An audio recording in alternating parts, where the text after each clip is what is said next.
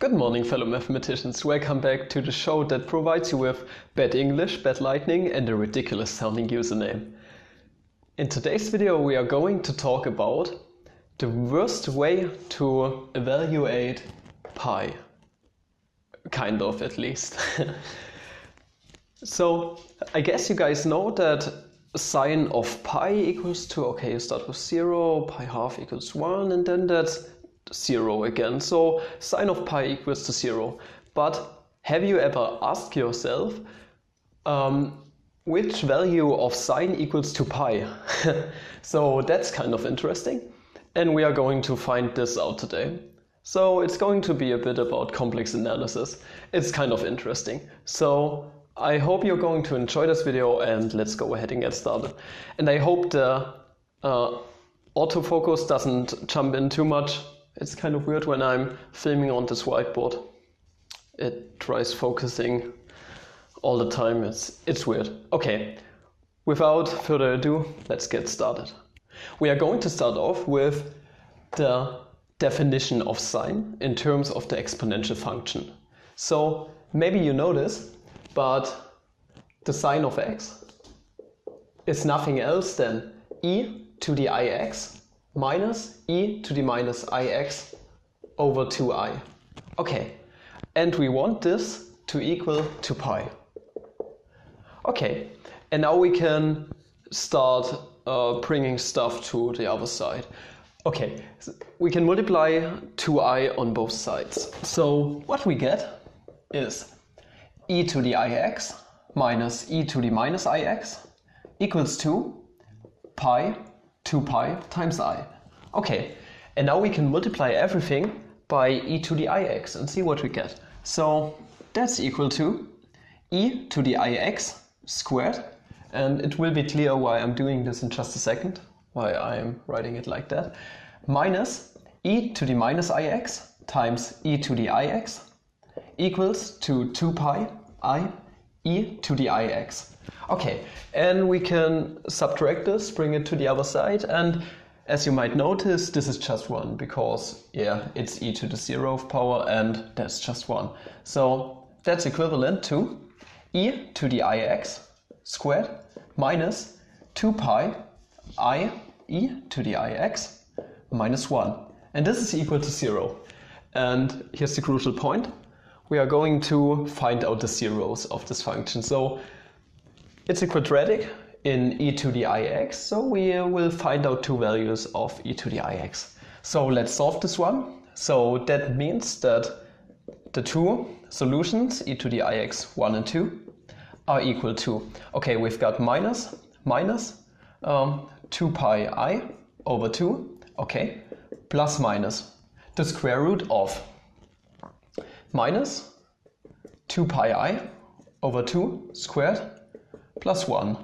Okay, we can simplify this a bit. So those 2's cancels out and those minus cancel out. So we've got pi I, okay, plus minus the square root of. Okay, if we square this minus 1, it gets positive. Those 2's cancel out. And if we square this I, then we get minus 1. So that's minus pi squared plus 1. Okay, so far so good. What we can do, we can rewrite this square root a bit. So if we factor out a minus 1, that would mean that this is I times the square root of pi squared minus 1. I hope you know how I did this. Okay, and what we end up with finally is just that there are two solutions, e to the ix 1 and 2, and this is equal to I times pi plus minus the square root of pi squared minus 1. Okay, and yeah, those are our two solutions. And now we are going to isolate this x, the two solutions of x. How are we going to do this? We are going to use the ln on both sides. So that means that the ln of e to the ix equals to, okay, the ln of the exponential function is just the argument. So that's ix 1 and 2, the two solutions of x. And that's equal to the ln of I times pi plus minus square root of pi squared minus 1. Okay, and don't forget the absolute values. We don't know anything about this. We're going to use the absolute values here. Okay, and now we divide by I on both sides, and what we end up with is that the two solutions for x are equal to, okay, we got 1 over I now, and 1 over I, if we expand this fraction, it's just minus I. So we can write this as minus I times the ln of I times pi plus minus the square root of pi squared minus 1. Okay, that looks kind of crazy. So we've got a complex term in this natural log, and we are going to jump into the complex plane and see what we get. Since you're watching this video, I guess you know a thing or two about complex numbers. So let me just explain 1 or 2 things about them. You can construct the complex number as follows. So a complex number set equals to a plus I times b. Okay. And we can compute this in the complex plane. Okay. So this is just our real axis, and this is I times the real axis. I times the real numbers. Okay. And now imagine a vector in here. Okay, we are calling this length of the vector r, and then you can construct a right triangle in here, and we are going to call this little side a and this side is b, and let's use angle theta. Okay, and now we can use trigonometry to evaluate a and b. So as you might notice, the cosine of theta equals to, okay, so the cosine is adjacent over hypotenuse, so that's a over r, and the sine of theta equals to opposite over hypotenuse, and the opposite is just b, so that's b over r. And if we bring a to one side, so a equals to r times the cosine of theta, and b equals to r times the sine of theta. Okay, and now we can plug those values in here. So what do we get in the end? So z equals to r times the cosine of theta plus I times r times the sine of theta. Okay, and now we can factor out our r. So this is equal to r times the cosine of theta plus I sine of theta. Okay, great. And maybe you notice, maybe you don't, but this is just our complex exponential function. So we can write this as r times e to the I theta. And that's great. We can compute this. Okay, so think back. We wanted to evaluate the natural log of this term right here. Okay, so to evaluate this, we could say the argument in the natural log is just some random complex number. So let's start the thought process here. So I times pi plus minus the square root of pi squared minus 1 equals to some r times e to the I theta. Okay, and just to simplify a bit, we are just going to use the positive value right here. The negative value is completely the same. You can compute it the same way. It's not any harder.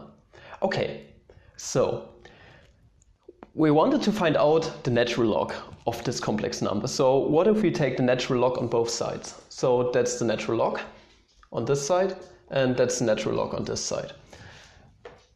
We can use the rules of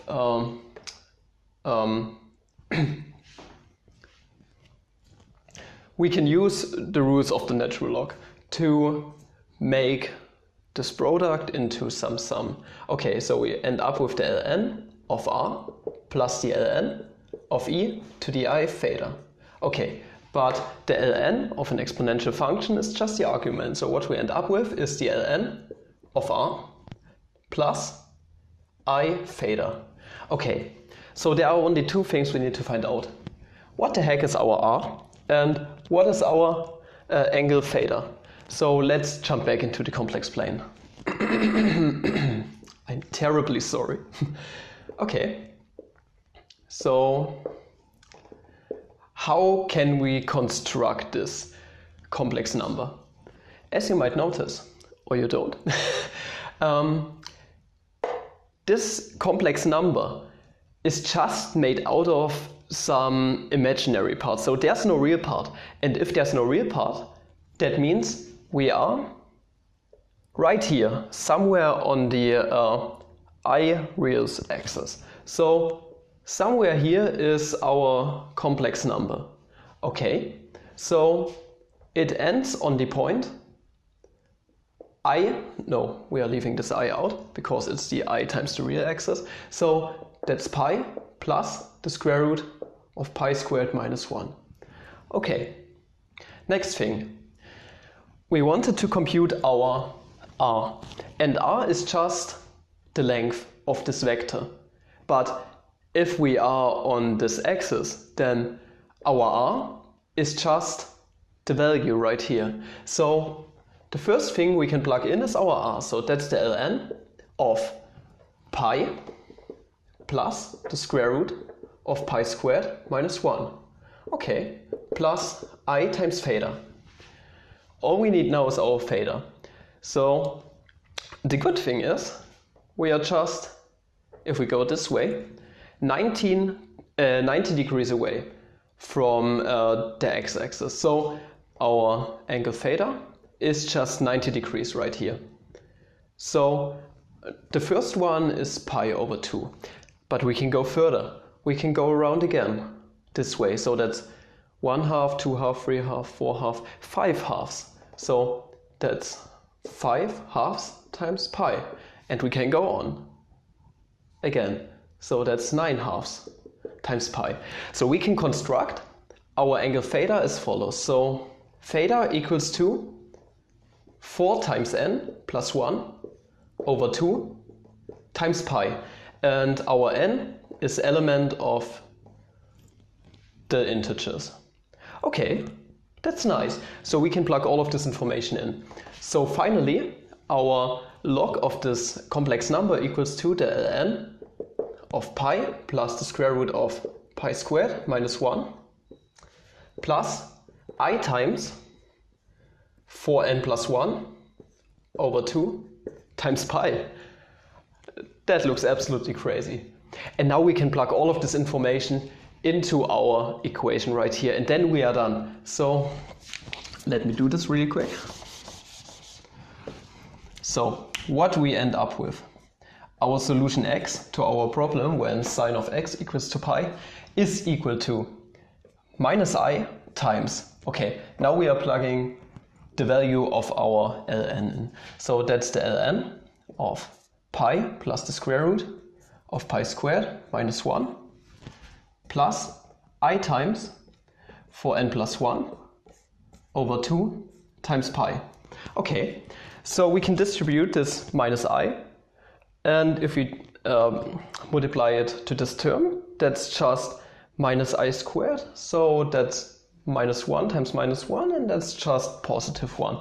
So this is just 4n plus 1 over 2 times pi minus I times the natural log of pi plus the square root of pi squared minus 1. And then we are done. By God, that's the solution. Yeah, and also we can take the absolute values away because pi squared minus 1 is positive and we've got a positive discriminant, so the root is positive, and yeah, pi is also positive. So all of this, all in all, is positive.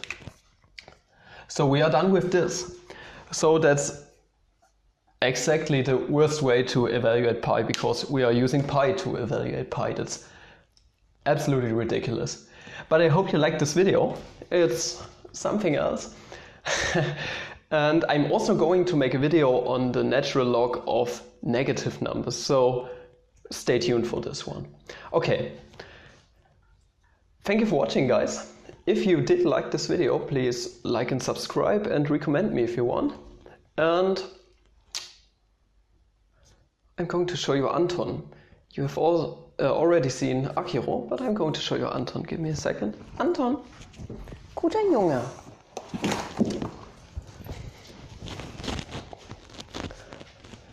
Oh, look at him. Isn't he a cutie? Hello. Like I said, thank you for watching and have a fabulous day. Goodbye.